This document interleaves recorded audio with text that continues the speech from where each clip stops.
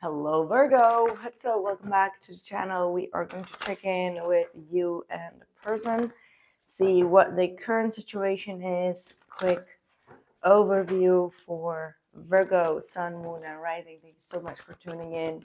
Appreciate you, appreciate your likes, your support.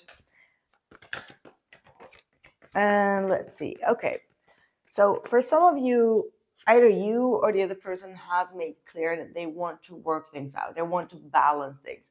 If not yet, this is going to be taking place in the next 8 days. So there is absolutely a lot of inner progress that I am seeing here, but also working together, okay? Like balancing things out, giving and receiving with one another. So things are flowing. I think that it's flowing in the right direction, the way that I'm seeing here. Okay, let's see. Where are you at? What's the energy for Virgo? And feel free to swap the energies. Yeah, the Queen of Swords. A lot of people are receiving this Queen of Swords and the Ten of Swords. Okay. All right. The Knight of Wands. Yeah, it almost feels like you bounce back from something. Really, you bounce back from a very, like, it could be like some sort of defeat, some sort of betrayal that you've been through. It's like you're starting to see things, like have some sort of clarity. You're really cutting out whatever is not serving you. Like, this is like an energy of like, I don't want to be a victim anymore. Like, I don't want to be in that victimhood mentality. Like, yes, that happened, but I'm just going to keep on moving forward. Like, I'm a strong person. I'm strong-willed. And yes, it hurt me. Yes, it stung me, but I got to be clear with myself and clear with my goals, right? Like, you're putting a lot of effort into yourself. And also, you're becoming more discerning in who you want to invest your time and energy in. And if someone is treating you bad, you're cutting it off immediately. You're not allowing things to kind of like, unfold over and over and over again. No, it's like, okay, done. Like, I've seen it once or twice and then it's done, right? So I do see that, like, I don't know if this is in particular to this individual. Intuitively, I would say that you've been through more betrayals than just only with this person. Like, I feel like this is just an accumulation of like pain that just like resurfaced within you during these astrological events, right? And then you're just like, okay, I got myself clear now. Like, I've learned my lesson. I've dig deep within myself. This is why I've been attracting these type of situations. I'm not going to sit there and cry over it or say like, why did this happen to me? Well, I know that I had like also the control over it. So you're redirecting the control here towards a new direction. So there is a lot of energy that you are now receiving from putting an end to whatever is not serving you and diving into more collaborations here, diving into more other commitments that are really bringing you a lot of joy and satisfaction, as well as like creativity. Okay. But when it comes to love, I knew it. Ace of Cups. When it comes to love, you are being a little bit more logically, a little bit more defensive to let it in, right? Like, you don't want to show your vulnerable side. You're a little bit more like off the hook, like just watching them a little bit from the far, but you're not really going to be like wanting to desperately fall in love with someone, or like opening up your heart to trust someone or this person. Like, we're not even there at their part yet, but I do get like this energy of you not fully trusting it until you see like tangible results, until you see like tangible effort, tangible care, tangible love. Okay, like that. Yeah, tangible love, right? Could definitely be. What's their energy? What's going on with them? Six of Wands. ¿Por qué? Queen of Swords. Well, you successfully send a message. You successfully made your point clear. That's what I want to say. That's what they would like to say. it was a success, a big success. The Lovers card is here. Yeah. Even if this would be a new person, like this could be a twin flame dynamic, right? Like up and down. Like I'm gonna talk about two dynamics here. If this is a new person, you may have just like got it immediately off your chest, as in like, okay, this is what I've gone through, so this is what I would not accept. Going further into the relationship, right? Like you may have just come clean immediately, like, well, you know, I was dealing with a cheating husband or a cheating wife, so I will not tolerate this, this, and this. This is what I've learned. Like there is some sort of opening about your past or about your past betrayals, and it could be even like confessions of yourself, right? Like, hey, I did this wrong in my last relationship, and I don't want to repeat it again. You know, like just open conversation, but you just went like this, pew, with this person, right? So you pierced right through it, Virgo, and it did fall correctly on the other person. Like they've got the message, absolutely. But they do also see you as someone that has overcome a huge success. Okay, like you. They really look up at you. They do value you and respect you for the way that you've communicated things. So if you really questioned what they were thinking about it, yes, they do really see it as like, wow, respect.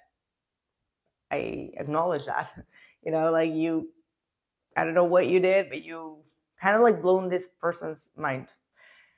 Now, the second message is a little bit deeper, and this goes a little bit about a twin flame connection where you've been going in and out with a person. I mean, like, not you necessarily in that sense, but the connection has been like off, on, separate.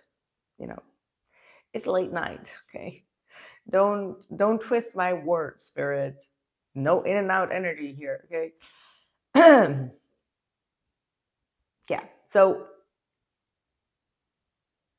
if this is someone that you've had like this on and off, not in and out, on and off connection with, this looks like this person wants to choose to be with you. Like they don't want to give to other situations right now. Now on the flip side, there could be a third party or an ex involved in there, and I'm not sure. It could be, because I do have the Queen of Wands here and the Ace of Wands at the bottom of the deck. Someone could be giving them a lot of attention or wanting to have like a reconciliation with them. So they do have like a choice here. I do see the Queen of Swords and the Queen of Wands. So with the Lovers card, which is about choices, Six of Pentacles is about like who they give their energy to. Yes, 666 is here. So 3 sixes, which was, I think Taurus had 666 or Gemini, one of the two. So you might be dealing with a Gemini, but they're like, someone here has two options.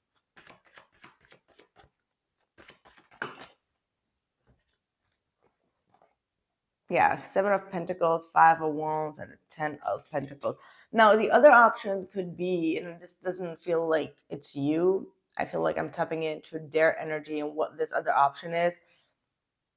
This is someone that still stays in a connection because they've invested for a long time in it. And even though there is a lot of conflict, there's like no compatibility within these two, they feel like they invested a lot of time. Like it's been like 7 years, for example, or they have children, or like families know each other. They have like obligations with the family. There are a lot of obligations going on. However, in their particular life, they don't have anything in common, right? They don't share the same humor. They don't share the same hobbies or goals or ideals or principles and morals or whatever. No shared values. It's like completely different people, but they're actually feeling like, well, I've been in this dynamic for so long, I should kind of like stay in it, but it's only drama. Like that's what I'm getting. Now let's go back to, that this is stressful. So if there is a third party energy, it is stressful, or it has been very stressful to them. Now towards you, Virgo, this, oh, wow, the Ace of Wands.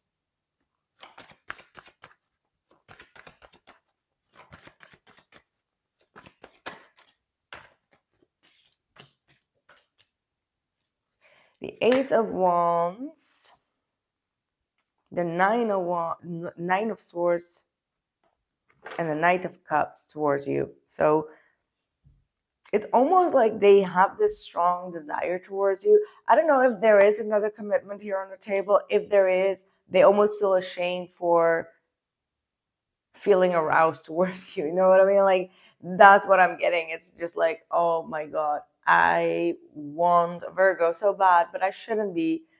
I shouldn't be. It's like they're feeling ashamed for wanting you.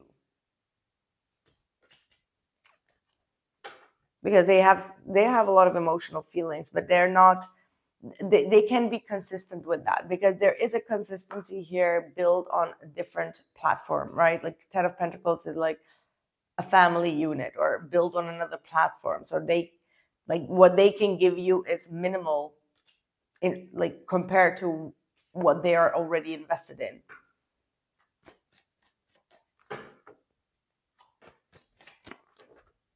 So yeah, my advice would be, like, be careful of allowing your passion to override you and to get yourself in a third party situation, because you can have all that talk about, hey, I've learned about this and that, but if there is a third party energy, you would just crash yourself into another dynamic that you don't know how to get yourself out of. So be mindful of that. Okay. Anyway, for those that do not have a third party energy,